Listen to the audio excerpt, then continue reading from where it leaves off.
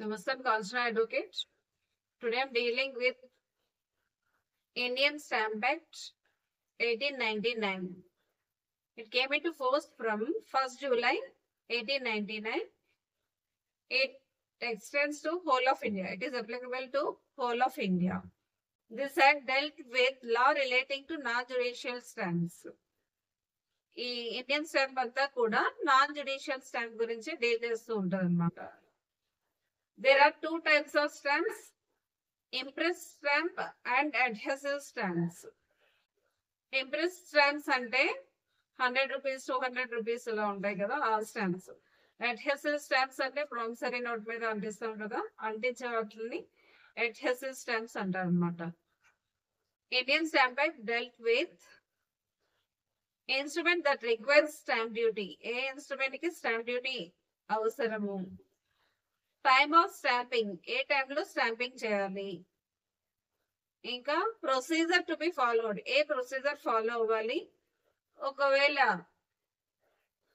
Insufficiently stamp or non stamp instrument ఉంటే వాటిని ఎలా ఇంపౌండ్ చేస్తారు, వీటి గురించి ఇండియన్ స్టాంప్ యాక్ట్ చెప్తుంది మనకి.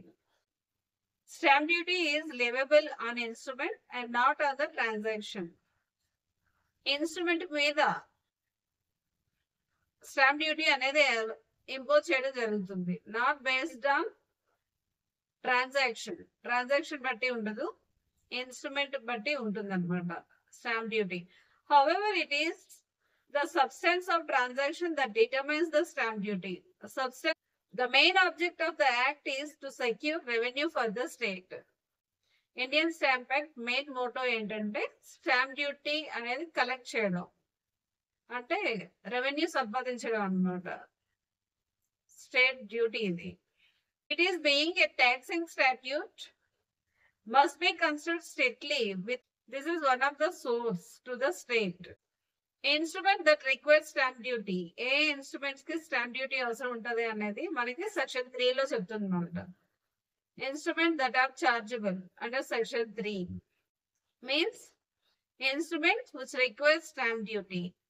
Every instrument mentioned in the schedule. మనకి ఇండియన్ స్టాంప్ యాక్ట్ లో లాస్ట్ కి షెడ్యూల్ ఉంటుంది. ఆ షెడ్యూల్ లో ఏ ఇన్స్ట్రుమెంట్ కి స్టాంప్ డ్యూటీ పే చేయాలని చెప్పారు, ఆ ఇన్స్ట్రుమెంట్స్ అన్నిటికీ కూడా స్టాంప్ డ్యూటీ అనేది పే చేయాలి. Every instrument mentioned in the schedule executed in India on or after 1st July 1899. Schedule లో మెన్షన్ చేసే ఇన్స్ట్రుమెంట్స్ అన్ని కూడాను ఒకవేళ on are after 1st July 1899 నుండి ఎగ్జిక్యూషన్ అయ్యే ఇన్స్ట్రుమెంట్స్ అన్నిటికి కూడా, అంటే షెడ్యూల్ లో మెన్షన్ చేసే ఇన్స్ట్రుమెంట్స్ అన్నిటికి కూడా మ్యాండేటరీగా స్టాంప్ డ్యూటీ అనేది పే చేయాలి. According to section 17, every such instrument shall be stamped either before or at the time of execution of the instrument. అంటే జనరల్ గాను సెక్షన్ 17 ఏం చెప్తుంది అంటే, జనరల్ గాను such instrument shall be stamped before or at the time of execution. Execution చేసే టైంలోనైనా లేకపోతే execution చేసే కంటే బిఫోరే స్టాంప్ డ్యూటీ అనేది పే చేయాలన్నమాట. అంటే అంతకుముందు స్టాంప్ అంటే అతికించేవాళ్ళు, ఇప్పుడు మనకి డైరెక్ట్ గాను స్టాంప్ పేపర్స్ వస్తున్నాయి అన్నమాట. Every such instrument executed by any person out of India relating to property situated in India and received in India. ఏదైనా ఎనీ సచ్ ఇన్స్ట్రుమెంట్ అంటే షెడ్యూల్డ్ ఇన్స్ట్రుమెంట్ ఏదైనా సరే అవుట్ సైడ్ ఇండియా ఎగ్జిక్యూషన్ చేశారు, but the property is situated with in India ఉన్నట్లయితే, అలాంటి situation లో as per section 18 ప్రకారం అది ఆ ఇన్స్ట్రుమెంట్ ఎప్పుడైతే ఇండియాకి వస్తుందో ఆ వచ్చిందంటే విత్ ఇన్ 3 months లోపు స్టాంప్ డ్యూటీ అనేది పే చేయాలి. Every bill of exchange are promissory note drawn or made out of India and which is received in India for its acceptance of payment. Section 19, every such instrument shall be stamped before such instrument is presented for acceptance of payment. As per such instrument presented for acceptance of payment. Acceptance before అయినా లేకపోతే payment before అయినా ఆ instrument మీద stamping అనేది చేయాలి. Second provision section 3 లో చెప్పే instruments కి అయితే స్టాంప్ డ్యూటీ అనేది అవసరం లేదు. Any instrument executed by or on behalf of in favor of government in cases where the government would be liable to pay stamp duty but in respect of such instrument. ఒకవేళ government ఏమైనా execute చేసిన or on behalf of or in favour of, అంటే ఒకవేళ government తరపున government execute చేసినట్లయితే stamp duty pay చేయక్కర్లేదు. ఎందుకంటే మనం అమౌంట్ స్టాంపింగ్ చేసేదంతా కూడా గవర్నమెంట్ కే వెళ్తుంది. గవర్నమెంట్ తనకి తానే ఎగ్జిక్యూషన్ చేసినట్లయితే or on behalf of the government అనేది చేసినట్లయితే అలాంటి సిచ్యువేషన్ లో స్టాంప్ డ్యూటీ పే చేయక్కర్లేదు. Any instrument of sale, transfer or other disposition either absolutely or by way of mortgage or otherwise of any ship or vessel registered under Merchant Shipping Act or the Indian Registration of Ships Act. ఏదైనా transaction Merchant Shipping Act ప్రకారమేనా లేకపోతే Indian Registration of Ships Act 1841 ప్రకారం ఏమైనా transaction sale or transfer or other disposition ఏదైనా అయినట్లయితే అలాంటి situation లో కూడాను స్టాంప్ డ్యూటీ అనేది పే చేయక్కర్లేదు. Any instrument executed by or on behalf of or in favour of the developer or unit or in connection with carrying out of purposes for special economic zone as per Special Economic Zones act 2005. అంటే special Economic Jones అంటే economic zones అని ఎందుకు పెట్టారంటే economically ఆ particular zone develop అవ్వాలని పెడతారు. అంటే కాబట్టి అలాంటి సిచ్యువేషన్ లో కూడా స్టాంప్ డ్యూటీ అనేది పే చేయక్కర్లేదు అనమాట. ఇక్కడ మనకి merchant Shipping act 1894 and Indian Registration of Ships Act 1841 ఈ రెండు ఏంటంటే ఇవి బ్రిటిష్ వాళ్ళ కాలంలో అప్పుడు ఏంటి ట్రాన్సాక్షన్స్ అన్ని కూడా, అంటే అప్పుడు గవర్నమెంటే కదా అన్ని చేసేది, అంటే బ్రిటిష్ గవర్నమెంట్ వాళ్ళు ఇక్కడ మన దగ్గర నుండి ఏంటంటే రా మెటీరియల్ పట్టుకు వెళ్ళి అక్కడ నుండి ఫినిషింగ్ గూడ్స్ మనకు తెచ్చి ఇక్కడ అమ్మేవాళ్ళు. అంటే వాళ్ళు బిజినెస్ కోసం యూజ్ చేసుకున్నారు కాబట్టి ఒకవేళ రిజిస్ట్రేషన్ సేమ్ అంటే ఎలాంటి సిచ్యువేషన్ లో ఈ వర్క్స్ రిలేటెడ్ ఏమైనా సేల్, ట్రాన్స్ఫర్ ఇలాంటివి అండర్ దిస్ యాక్ట్ ప్రకారం under Merchant Shipping Act or Indian Registration of Ships Act, అంటే వాళ్ళ ఏంటి బ్రిటిషర్స్ వాళ్ళ బిజినెస్ అంతా కూడా షిప్స్ మీద జరిగేది కాబట్టి వాళ్ళు కూడా on way of Anglo Indians కి చేస్తారు కాబట్టి అక్కడ వాళ్ళు స్టాంప్ డ్యూటీ అక్కర్లేదని చెప్పారు అనమాట. అంటే గవర్నమెంట్ అప్పుడు అది గవర్నమెంట్ కాబట్టి అది ఆఫ్ కోర్స్ ఇప్పుడు మనకి ఈ పాయింట్ అయితే నెసరీ లేదు. స్పెషల్ ఎకనామిక్ జోన్స్ లో కూడాను ఏవైనా ఇన్స్ట్రుమెంట్స్ ఎగ్జిక్యూట్ చేసినట్లయితే అలాంటి ప్లేసెస్ లో కూడా స్టాంప్ డ్యూటీ పే చేయక్కర్లేదు.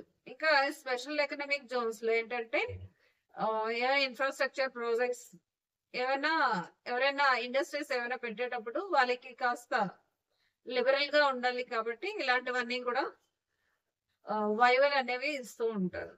According to section 11 of Indian Stamp act an adhesive stamp is used for the following purpose. Adhesive stamp అంటే అతికించేవి అన్నమాట. Entry as advocate on enrollment of high court.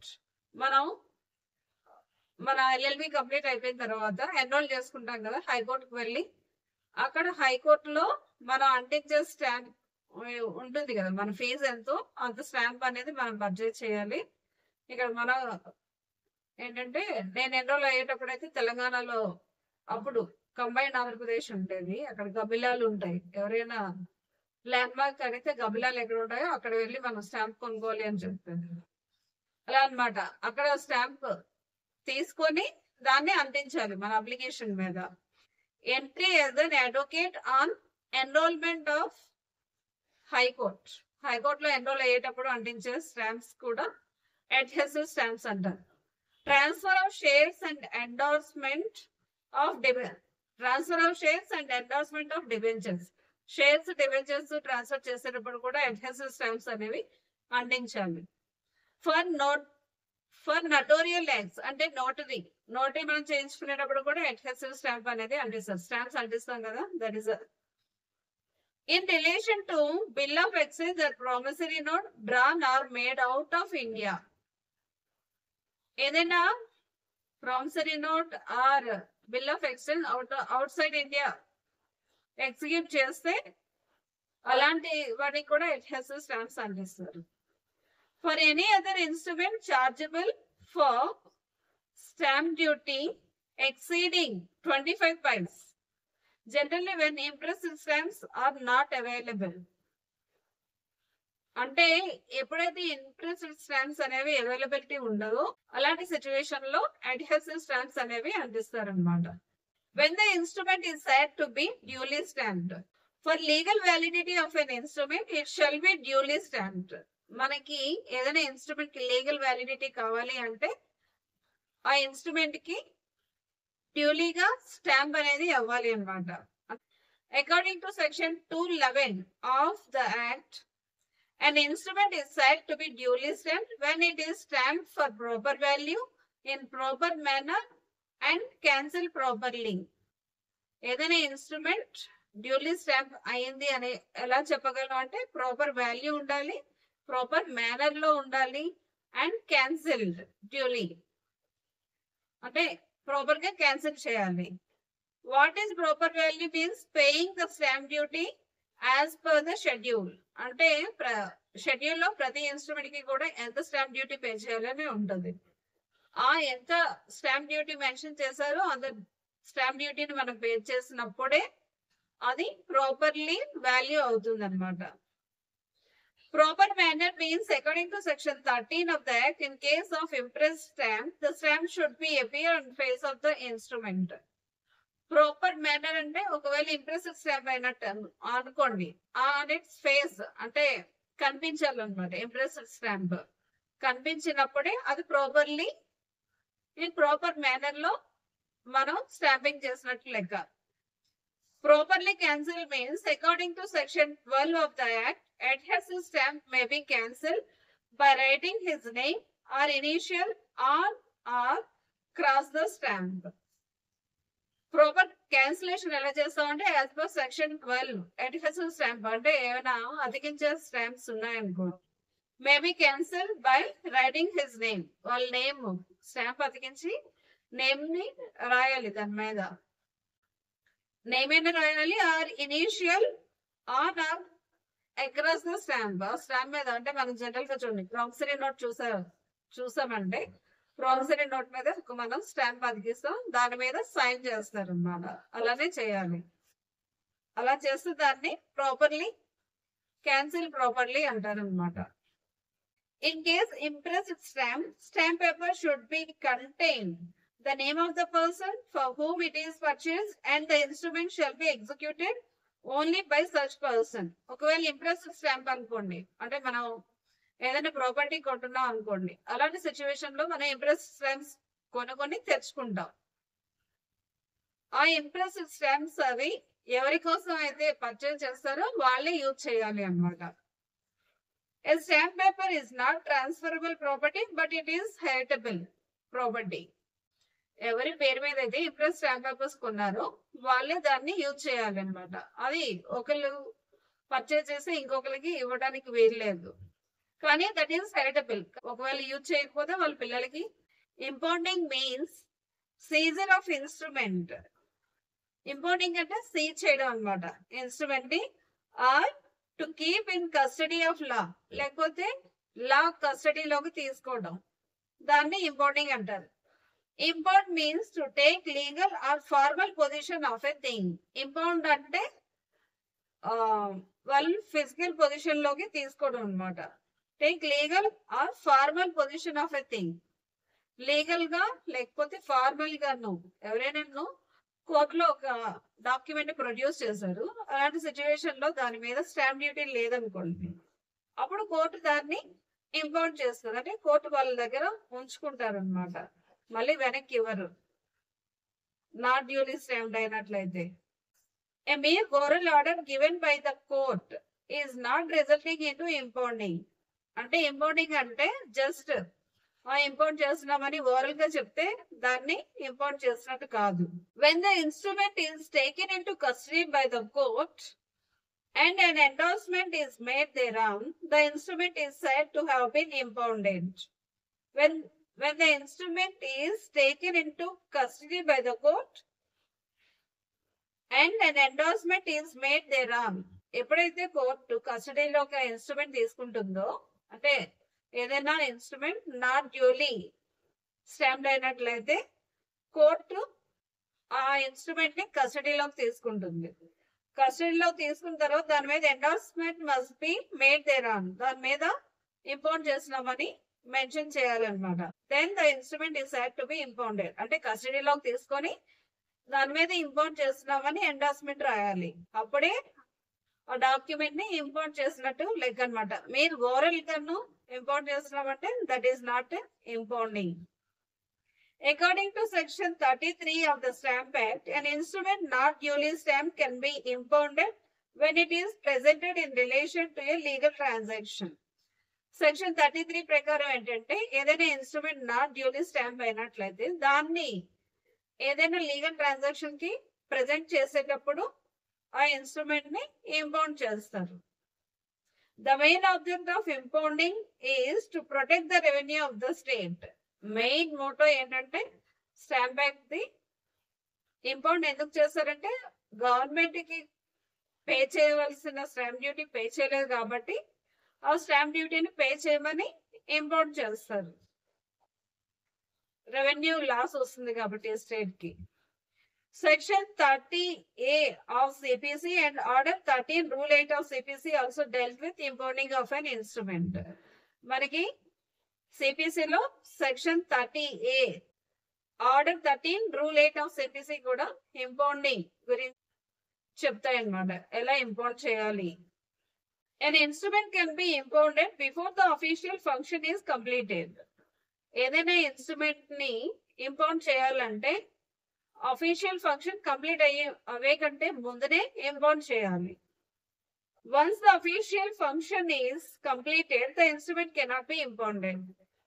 అంటే official function ఏంటి? ఒకవేళ మనం కోర్టులో evidence గా produce చేస్తాం అనుకోండి, that is the official function. ఒకవేళ కోర్టు ఓవర్ లుక్ లో స్టాంప్ డ్యూటీ అవ్వకపోయినా, ప్రాపర్ స్టాంప్ వాల్యూ లేకపోయినా సరే దాన్ని గా మార్క్ చేసి దాన్ని ఎవిడెన్స్ గా కన్సిడర్ చేశారు అనుకోండి, మళ్ళీ ఒక స్టెప్ బ్యాక్ వెళ్ళి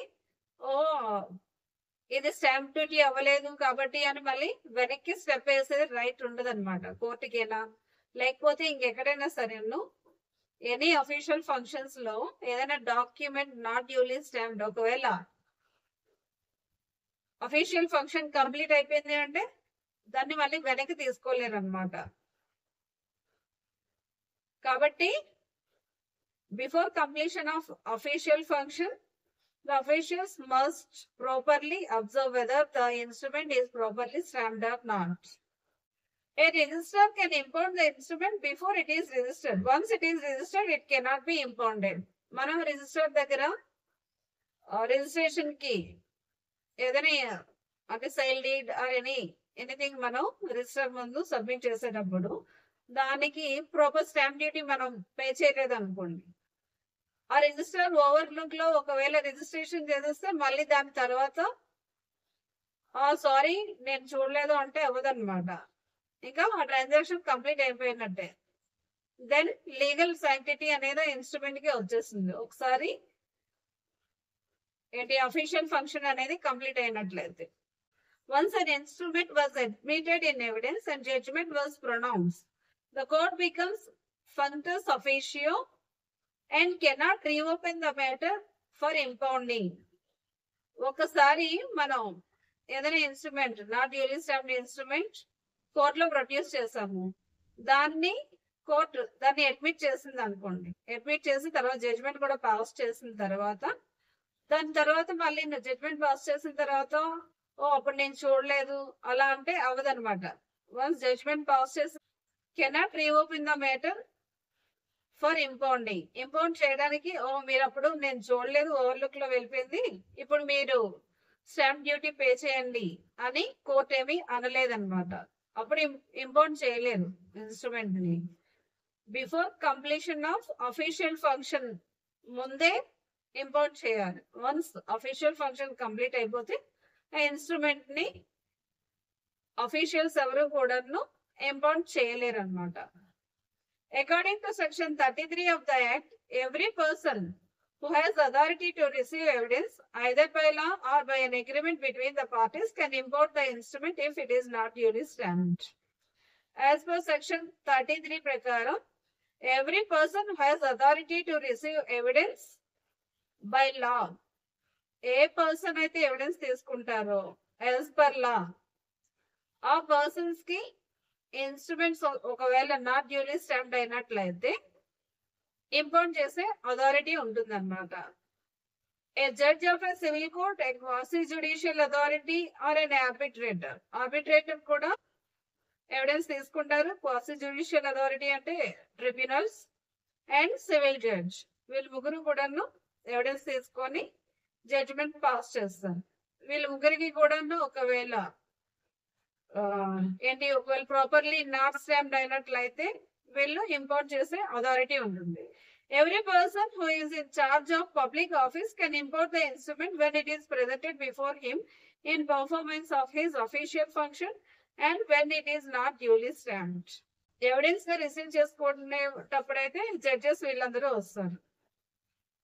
ఇంకా పబ్లిక్ ఆఫీసర్స్ కూడా who is in charge of public office, public officers charge లో ఉండేటప్పుడు ఎవరైనా వాళ్ళకి సమ్ డాక్యుమెంట్స్ ఏమైనా ప్రొడ్యూస్ చేయవలసి వచ్చేటప్పుడు, అంటే రిజిస్టర్ ఆఫీస్ తీసుకోండి, లేకపోతే కలెక్టర్, ఆర్డీఓ, సివిల్ సప్లైస్, ఇలా వీళ్ళ ఆఫీసెస్ లో ఏదైనా డాక్యుమెంట్ మనం ప్రొడ్యూస్ చేయవలసి ఉంది.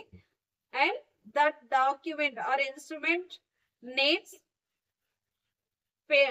To pay the stamp duty.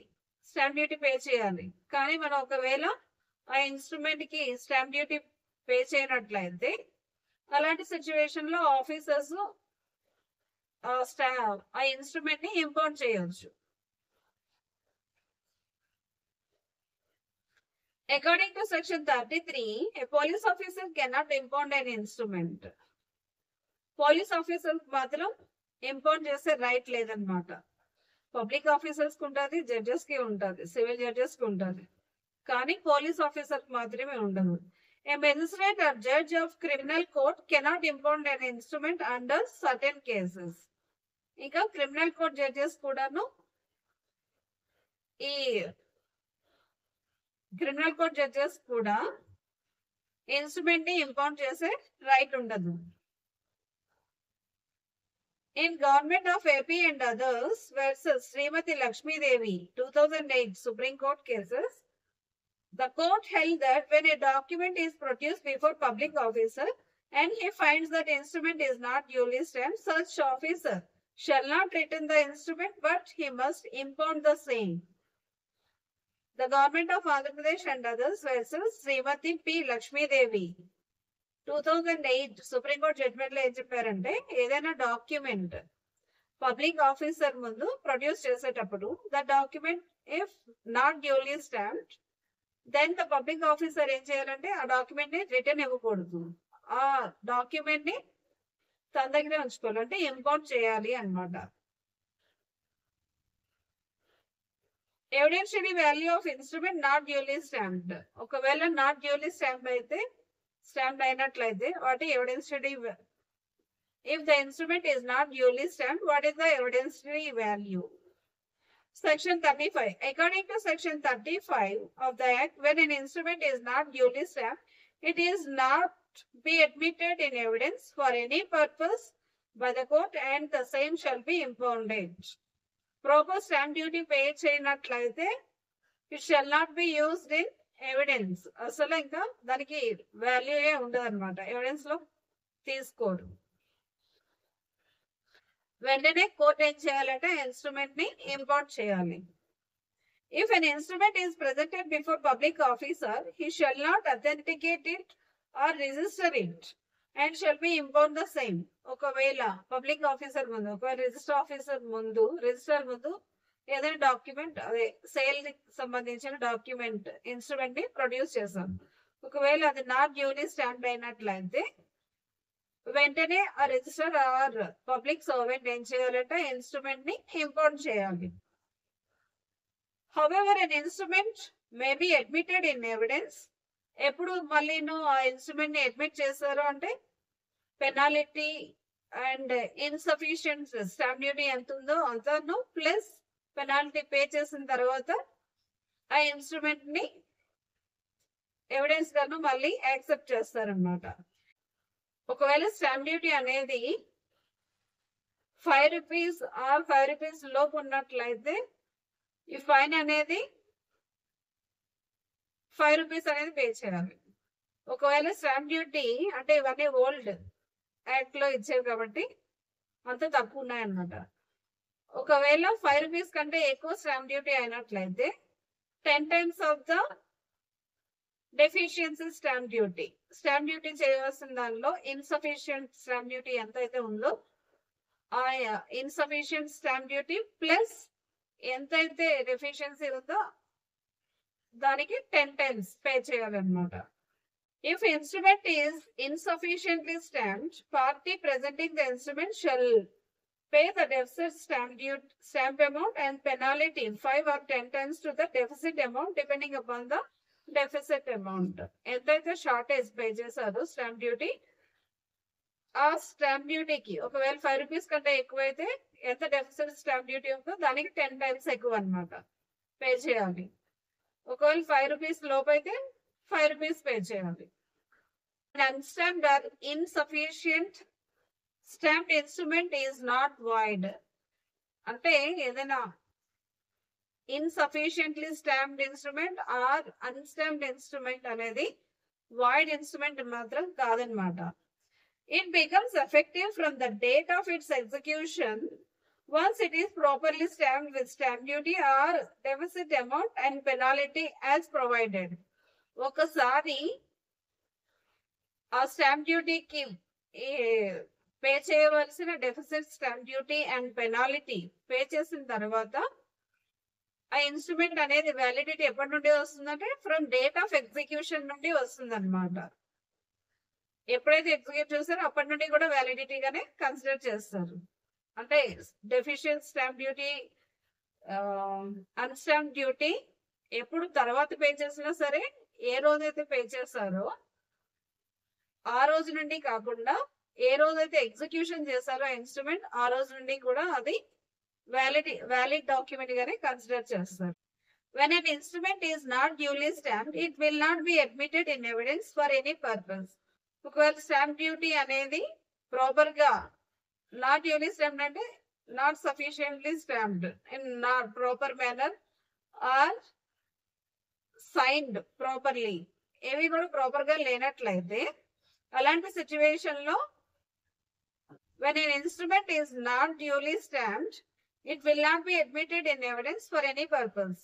మనకి ఎవిడెన్స్ పర్పస్ కావాలి అంటే మ్యాండేటరీగా ఇన్స్ట్రుమెంట్ అనేది ప్రాపర్ గా స్టాంప్ డ్యూటీ ప్రాపర్ గా పే చేయాలన్నమాట. డ్యూలీ స్టాంప్డ్ అయి ఉండాలి. డ్యూలీ స్టాంప్డ్ అంటే ఏంటి?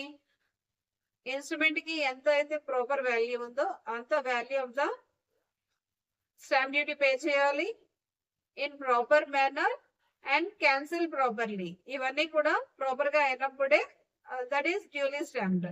ఎప్పుడైతే డ్యూలీ స్టాంప్డ్ అయిందో that is use for evidence. Then it is admitted in evidence for particular purpose. For what purpose reproduced in the court. The expression for any purpose, it is to be given in its natural meaning, and thus an instrument not duly stamped shall not be admitted in evidence even for collateral purpose. Collateral purpose కూడా use చేయడానికి పనికిరాదు అనమాట stamp duty pay చేయకపోతే. అదే మనకి registration act లో ఏదైనా registered instrument ఉండి మనం అది అన్రిజిస్టర్డ్ గా ఉన్నట్లయితే section provision to section 49 of registration act ప్రకారం ఏదైనా రిజిస్టర్డ్ ఇన్స్ట్రుమెంట్ అన్రిజిస్టర్డ్ అయితే దాన్ని కొలేటరల్ పర్పస్ కి యూజ్ చేయొచ్చు. కానీ స్టాంప్ డ్యూటీ పే చేయనట్లయితే అది కొలేటరల్ పర్పస్ కూడా పనికిరాదు అనమాట. It's not evidence for any purpose. A purpose కూడా ఎవిడెన్స్ ని తీసుకోవడానికి లేదు. కొలేటరల్ పర్పస్ కి పనికిరాదు, మెయిన్ పర్పస్ కి కూడా పనికిరాదు అనమాట. As per section 37, wear an instrument base sufficient stamp duty. ఏదైనా ఒక ఇన్స్ట్రుమెంట్ సఫిషియెంట్ స్టాంప్ డ్యూటీ ఉంది, but it for improper description అంటే స్టాంప్ డ్యూటీ ఏంటి, based on transaction of the description బట్టి కూడాను పే చేయాల్సి ఉంటుంది కదా. అదే డిస్క్రిప్షన్ చూసేటప్పుడు అది సేల్ మార్టిగేజా ఆర్ లీజ్ అలా డిస్క్రిప్షన్ బట్టి మనకు తెలుస్తుంది అనమాట. దాన్ని బేస్ చేసుకొని స్టాంప్ డ్యూటీ అనేది పే చేయాలి. But it of improper description it may be admitted in evidence and payment of stamp duty which is payable and certified by the collector. అంటే ఇంప్రాపర్ డిస్క్రిప్షన్ ఉన్నట్లయితే, ఆ డిస్క్రిప్షన్ డిఫరెంట్ గా ఉన్నట్లయితే, అలాంటి situation లో instrument కి ఎంత స్టాంప్ డ్యూటీ పే చేయాలి అనేది ఎంత ఆ డిస్క్రిప్షన్ బేస్ చేసుకొని ఎంత స్టాంప్ డ్యూటీ పే చేయాలో వీళ్ళు పే చేయరు. అంటే వాళ్ళ ఇంటెన్షన్ ఒకే ఇన్స్ట్రుమెంట్ అనుకుంటారు, డిస్క్రిప్షన్ ఇంకొక ఇన్స్ట్రుమెంట్ అని చెప్తుంది. ఎప్పుడైతే ఇన్స్ట్రుమెంట్ డిస్క్రిప్షన్ లో వేరే చెప్తుందో దాన్ని ఎవిడెన్స్ కన్నా మనం కోర్టు కన్సిడర్ చేయాలి అంటే దానికి ఎంత సఫిషియంట్ స్టాంప్ డ్యూటీ పే చేయాలో అంత స్టాంప్ డ్యూటీ పే చేయాలి, which is payable. And pay చేసి దాని నుండి సర్టిఫికేట్ కలెక్టర్ నుండి తీసుకొని మనం కోర్టులో సబ్మిట్ చేయాలి అన్నమాట. ప్రాపర్ స్టాంప్ డ్యూటీ పే చేసామని. It is valid from the date of its execution and the certificate by collector is final and civil court has no power to review the correctness of the act of the collector. ఇక్కడ description లో వేరే instrument చెప్తుంది, మనకి initial గా మనం ఒక instrument అనుకొని మనం స్టాంప్ డ్యూటీ పే చేసాం. కానీ తర్వాత డిస్క్రిప్షన్ బేస్ చేసుకొని ఇంకా ఏమైనా అడిషనల్ గాను స్టాంప్ డ్యూటీ పే చేయాలంటే పే చేసి కలెక్టర్ నుండి సర్టిఫికేట్ మనం తీసుకున్నాం కదా, ఆ సర్టిఫికేట్ అనేది ఫైనల్ అన్నమాట. దాన్ని సివిల్ కోర్ట్ లో క్వశ్చన్ చేసే రైట్ లేదు. No power to review the correctness of the collector. ఆ సర్టిఫికేట్ కలెక్టర్ ఇచ్చే సర్టిఫికేట్ మీద రివ్యూ కూడా వెళ్ళడానికి లేదనమాట. మళ్ళీ మీరు రీకన్సిడర్ చేయండి అని చెప్పడానికి లేదు. కలెక్టర్ వన్స్ సర్టిఫికేట్ ఇచ్చారంటే that is the final. Important instruments ని ఎలా డీల్ చేయాలి సెక్షన్స్ 38, 39, 40 చెప్తుంది అనమాట. According to section 38 subsection 1, when the person who imports an instrument under section 33 of the act or under section 37, if he admits the instrument in evidence upon payment of stamp duty or deficit amount, the penalty as per section 35, he shall send to collector or to his authorized person. ఎప్పుడైతే instrument ఏదైనా import చేసేటప్పుడు under section 33 ప్రకారమేనా, under section 37 ప్రకారమేనా. 33 అయితే court చేస్తారు, 37 అయితే remaining officials public officers ఎవరైనా 37 ప్రకారం చేస్తారు import చేసేటప్పుడు. If he admits the instrument in evidence upon payment of stamp duty or deficit amount and penalty as per section 35, deficit amount or not duly stamped అయితే deficit amount అయినా or payment of stamp duty అసలు unstamped అనుకోండి payment of stamp duty, well improper stamp అయితే deficit stamp duty and penalty under section 35 ప్రకారం pay చేసినట్లయితే he shall send to the collector or to his authorized person. Collector పంపిస్తారనమాట ఒక certificate తీసుకురమ్మని. And authenticated copy of such instrument a certificate అప్పుడు పంపించేటప్పుడు ఒక authenticated copy of such instrument a certificate in writing stating the amount of duty and penalty limit and the amount so collected. అంటే ఏ instrument కోర్టులో produce చేస్తారో లేకపోతే public officers ముందు produce చేస్తారో ఆ instrument a certificate in writing the amount of duty and penalty limit and collected. Certificate ఒకటి return లో ఇవ్వాలన్నమాట, amount of duty or penalty అనేది కలెక్ట్ చేసాము అని. ద అమౌంట్ సో కలెక్టెడ్, ఎంత అమౌంట్ కలెక్ట్ చేశాడో అంత అమౌంట్ కూడా ఇవన్నీ రాసి కలెక్టర్ కి పంపించాలన్నమాట. యాజ్ పర్ సెక్షన్ 38 సబ్సెక్షన్ 1 ప్రకారం court or public officer deficit stamp duty or stamp డ్యూటీని కలెక్ట్ చేసిన తర్వాత వీళ్ళు ఇన్ రైటింగ్ లోన అథెంటికేటెడ్ డాక్యుమెంట్ అవన్నీ కూడాను కలెక్టర్ అంటే వీళ్ళు ఆల్రెడీ ఇక్కడ కలెక్ట్ చేసేస్తారు అనమాట. 38(1) ప్రకారం అయితే 38(2) ప్రకారం అయితే according to section 38(2) in every other case the person who import the instrument shall send the original to the collector. 38(1) లో అయితే public officer or court deficit stamp డ్యూటీని కలెక్ట్ చేస్తుంది. 38(2) ప్రకారం అయితే వాళ్ళు కలెక్ట్ చేయకుండాను డైరెక్ట్ గాను డెసిడ్ స్టాంప్ డ్యూటీ కలెక్ట్ చేయకుండా ఇంపోర్ట్ చేసే డాక్యుమెంట్ ని డైరెక్ట్ గాను కలెక్టర్ కి పంపించడం జరుగుతుంది అనమాట. This may involve where a party request the court before impounding to refer it to the collector.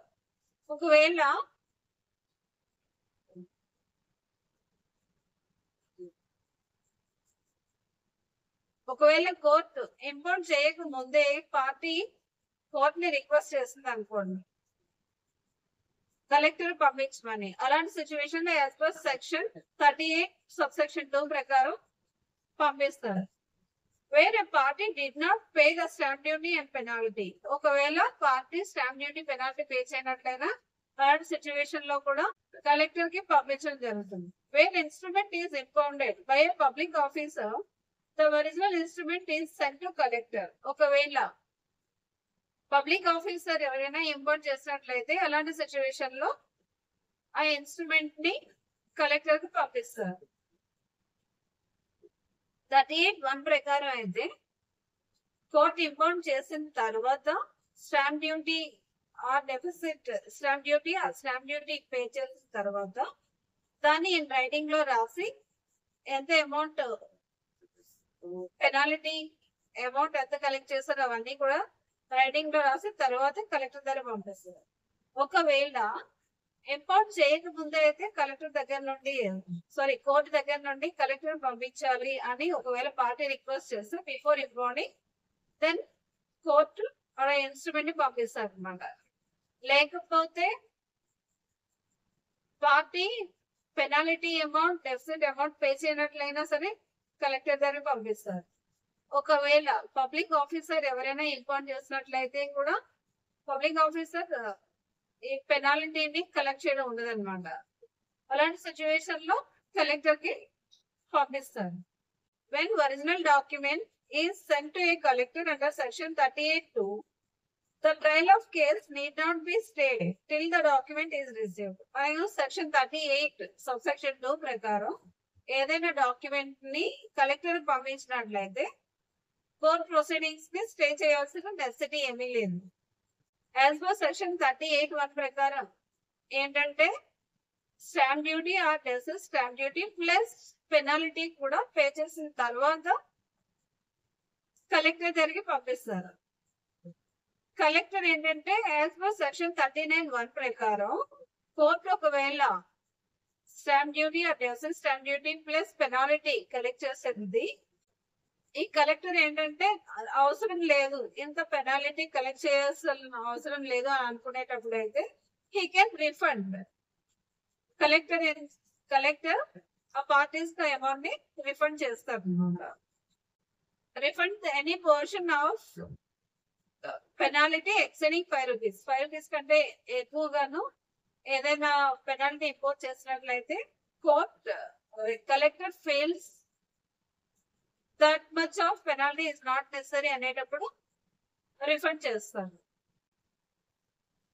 According to section 39 subsection 2 where an instrument has been impounded only because it has been written in contravention of section 13 or 14 the collector may refund the whole of the penalty. Section 39(2) where an instrument has been impounded only because it has been written in contravention of section 13 or 14 the collector may refund the whole of the penalty. అంటే section 13, 14 లో ఉండే process కి కాంట్రవెన్ గా అంటే section 13 ఏం చెప్తుంది, instrument must be in proper manner. Proper manner అంటే ఏంటి, ఇంట్రెస్ట్ స్టాంప్ అయితే అది అపేర్ అవ్వాలన్నమాట ఇన్స్ట్రుమెంట్ మీద. అలా చూసిన వెంటనే అపేర్ అవ్వలేదు అనుకోండి, అలాగా అపేర్ అవ్వలేదు కాబట్టి ఇంపోజ్ చేసినట్లయితే దాన్ని కలెక్టర్ రిఫండ్ చేయొచ్చు అనమాట అండర్ సెక్షన్ 39 సబ్సెక్షన్ 2 ప్రకారం. According to section 40 subsection 1, when the collector receives any instrument sent to him under section 38 subsection 2, section 38 subsection 2 ప్రకారం అంటే 38 subsection 1 అయితే కోర్టులోని పేమెంట్ అనేది అంటే స్టాంప్ డ్యూటీ స్టాంప్ డ్యూటీ అనేది పే చేసిన తర్వాత అప్పుడు కలెక్టర్ పంపిస్తాము. సెక్షన్ 38(2) ఏంటంటే ఇంపోర్ట్ చేయకముందే ఒకవేళ పార్టీ అడిగారు అనుకోండి, ఇంపోర్ట్ చేయొద్దు నన్ను కలెక్టర్ దగ్గర పంపించండి అంటే అలాంటి సిచ్యువేషన్ లోనే, లేకపోతే parties deficit stamp duty penalty pay చేయకపోయినా, లేకపోతే పబ్లిక్ ఆఫీసర్ ఎవరైనా ఇన్స్ట్రుమెంట్ ని ఇంపౌండ్ చేస్తే అలాంటి కలెక్టర్ దగ్గరికి పంపిస్తారు. అలాంటి సిచ్యువేషన్ లో if he is of opinion that such instrument is duly stamped or is not chargeable with stamp duty, he shall certify it by endorsing it on the instrument. అలా వచ్చే instrument ని collector opinion ప్రకారం ఏంటంటే అది duly stamp అయ్యిందని, లేకపోతే ఆ instrument కి స్టాంప్ డ్యూటీ అవసరం లేదు అని అనుకునేటప్పుడు కలెక్టర్ దాని మీద సర్టిఫై చేస్తారు అనమాట. సర్టిఫై చేసి ఎండార్స్ చేస్తారు, స్టాంప్ డ్యూటీ ఎక్కర్లేదని ఎండార్స్ చేసి ఫైన్ చేస్తారు. If it is opinion of that such instrument is chargeable with stamp duty and it is not duly stamp, he shall require the payment of proper stamp duty or deficit stamp duty and penalty. ఒకవేళ as per section 38 subsection 2 ప్రకారం ఆ instruments ని collector కి transfer చేసేటప్పుడు ఆ instrument chargeable instrument అయినప్పుడు proper గా stamp duty pay చేయనట్లయితే ఆ deficit stamp duty and penalty collect చేస్తారు. కలెక్ట్ చేసిన తర్వాత సర్టిఫికేషన్ అనేది ఇస్తారు. As per section 40 subsection 3, after dealing with the instrument is stated above, the collector has to return it to the impounding officer. ఈ stamp duty అనేది collect చేసిన తర్వాత certify చేసి మళ్ళీ కలెక్టర్ ఎవరైతే కోర్టు ఇంపౌండ్ చేస్తే కోర్టుకి, లేకపోతే పబ్లిక్ ఆఫీసర్ ఇంపౌండ్ చేస్తే పబ్లిక్ ఆఫీసర్ కి మళ్ళీ ఆ ఇన్స్ట్రుమెంట్ ని రిటర్న్ చేస్తారు. According to section 41, if any instrument chargeable with duty and not duly stamped by accident or mistake or urgent necessity within 1 year from the date of execution may make an application to the collector.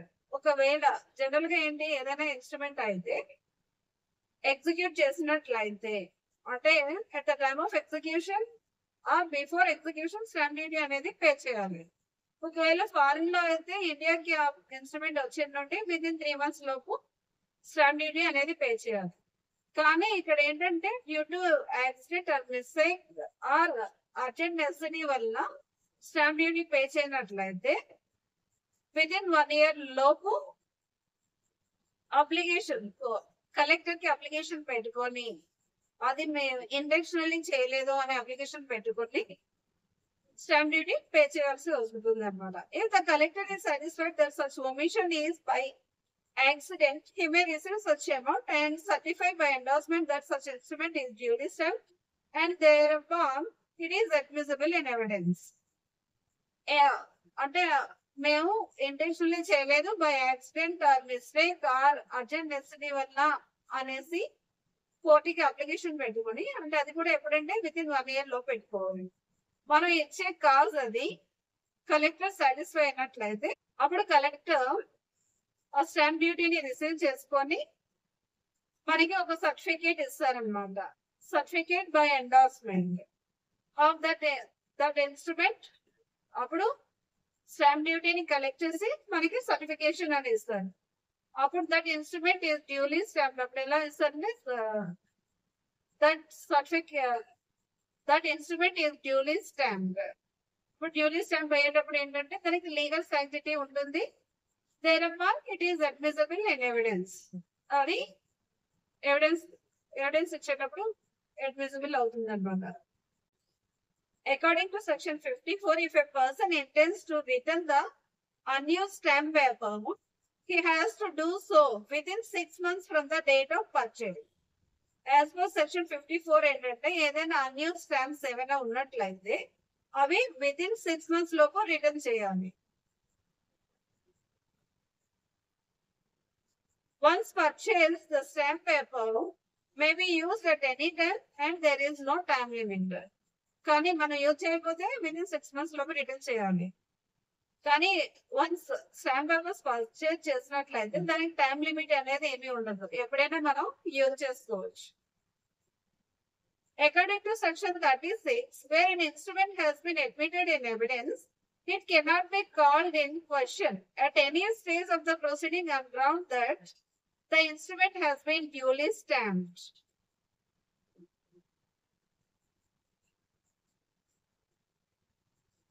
That instrument has not been duly stamped.